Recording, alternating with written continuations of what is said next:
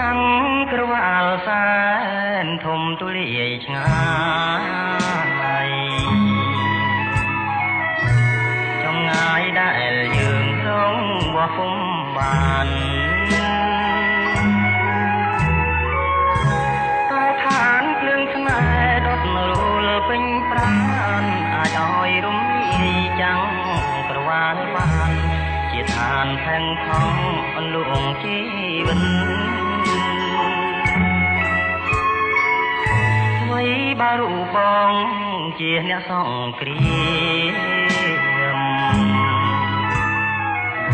សាច់ឈាមបូជាជូនផែនដីពិន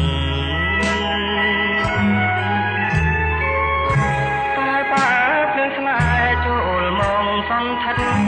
កាយក្លាយជាឡងទូលីដែលលាត់ចងចាញ់ជីវិតលោកចិនខ្មែរជាតិគ្លៀកខ្សែអាស្រ័យសន្សារបងមានដងហើមត្រូវការសន្សាមដួងចិនមេត្តាសាងពីភូមិថ្មីនៃក្តីស្នេហាបំភ្លេង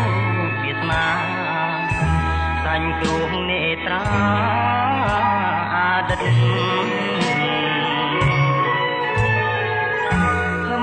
យគូខំសង្កត់ចិនដាតាំងពីសញ្ចាអង្គពីដួងចិនតស៊ូទាំងកាយទាំងចិត្តអំណត់ខំមន់អន់ធួនដោយក្តីនឿយហត់ឲ្យក្រាំងខ្នែកកត់ទុំជាដំ